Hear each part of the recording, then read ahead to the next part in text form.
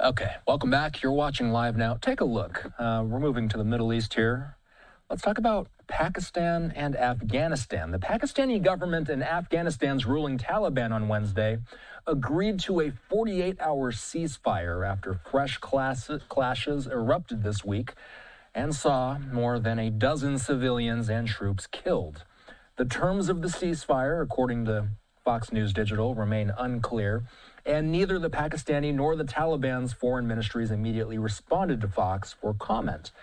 There have been reports this week suggesting that Pakistan's foreign ministry was making efforts to engage in dialogue to resolve the conflict. Standing by is Moeed Yusuf. He's a former national security advisor of Pakistan. Before we get into the news of the day, let's set the table. Can you walk us through what led to this latest outbreak of violence along the Afghanistan-Pakistan border? Yeah, thanks, Austin. So, look, Pakistan's had a long-standing concern pretty much since the Taliban took over power that the Pakistani Taliban, which is the Tehreek-e-Taliban Pakistan, and it's called, is based in Afghanistan and is using Afghan soil to perpetrate terrorism inside Pakistan. This conversation has gone on for long, but the Afghan Taliban have basically not done anything about it.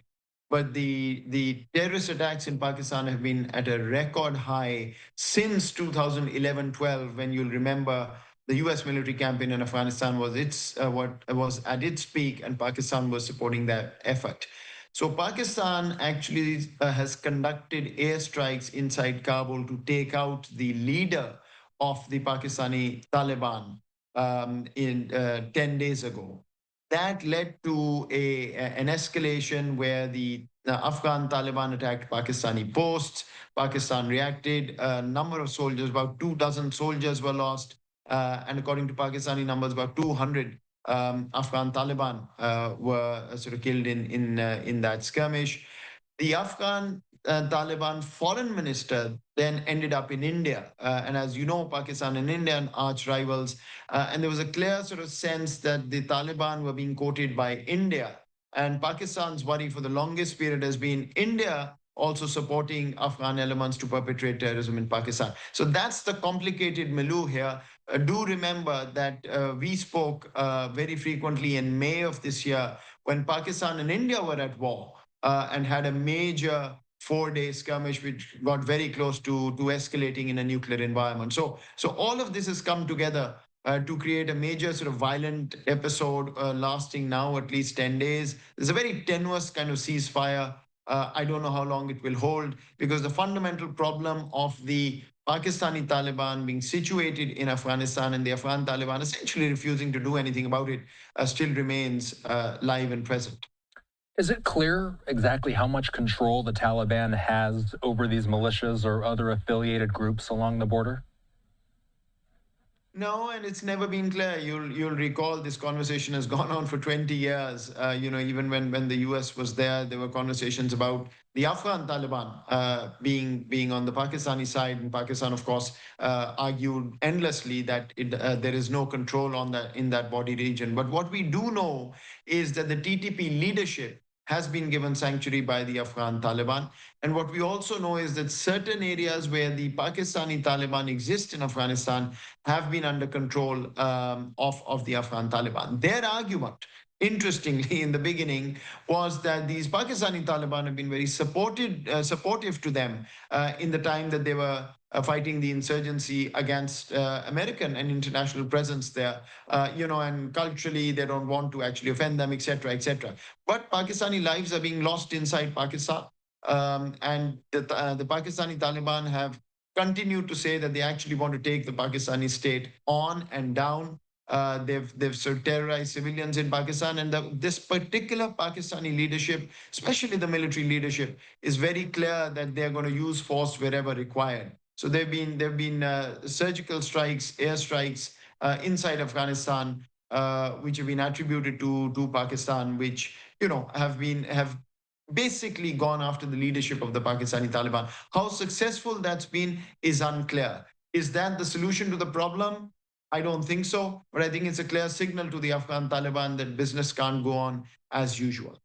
You talk about this specific Pakistani government. I want to ask you about this specific Taliban as well. What does this situation reveal about Pakistan's relation with the Taliban, given that they are now the official government of Afghanistan? Clearly it's not good, right? I mean, this is where I think the world had gotten it wrong. I mean, for years we heard that, the Afghan Taliban are essentially a proxy of Pakistan. They do what Pakistan tells them. It was frankly never true. I saw this myself as a national security advisor, working very hard to try and see how we could find an amenable sort of solution to Afghanistan. But they're simply not a breed that is going to play ball. I mean, their paradigm of rationality is very different. I mean, we know everything about girls' education being curbed, the Taliban having these harsh measures against population, their own population, and their past. So I think there's a big disconnect. In fact, now I would argue it's almost an adversarial relationship. But even at the best of times, there was never any question of the Taliban being accepting to become a proxy of anybody, let alone Pakistan. So, I mean, there I think it's a very complicated, very difficult environment. They are internationally isolated, yet they don't seem to care, unfortunately. What are the risks to Pakistan and Afghanistan if the ceasefire fails? Yeah, I think there's going to be more violence, unfortunately. I think Pakistan's made it clear it's not going to back down. This is new for Pakistan. Pakistan's tried dialogue with Afghanistan throughout.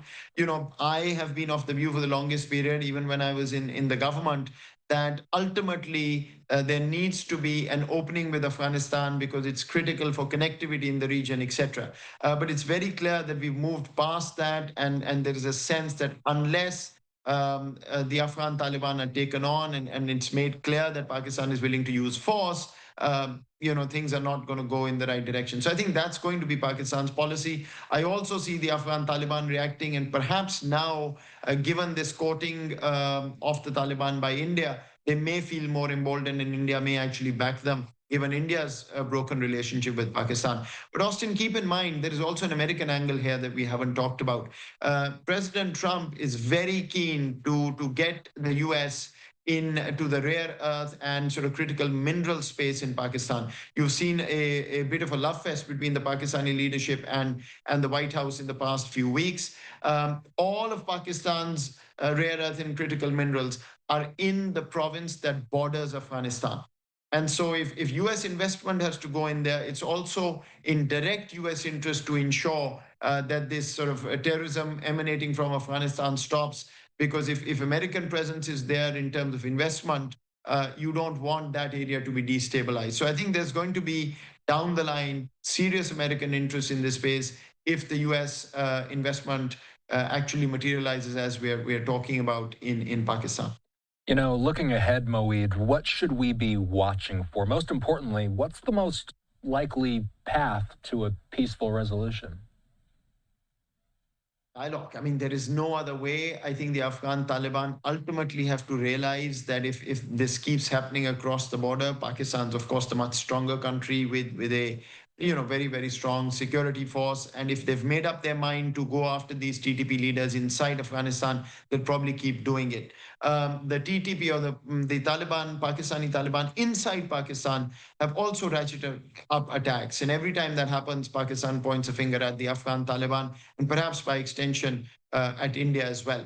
But at the end of the day, both sides have to talk and figure out how to work together to curb the menace of terrorism. It's not good for Afghanistan, obviously. It's already isolated. Pakistan is a bit of a lifeline. There's no other real outlet to the world for Afghanistan. And then, of course, Pakistan is bleeding because of this terrorism and doesn't want that. Pakistan's interest is also that if it's got to get in good foreign investment, especially American investment, now that it's being talked about, it will require a modicum of stability for this to work out. So it's a win-win if they can talk and figure this out. Unfortunately, I have to tell you, Austin, I'm not too optimistic given the mindset in Kabul right now.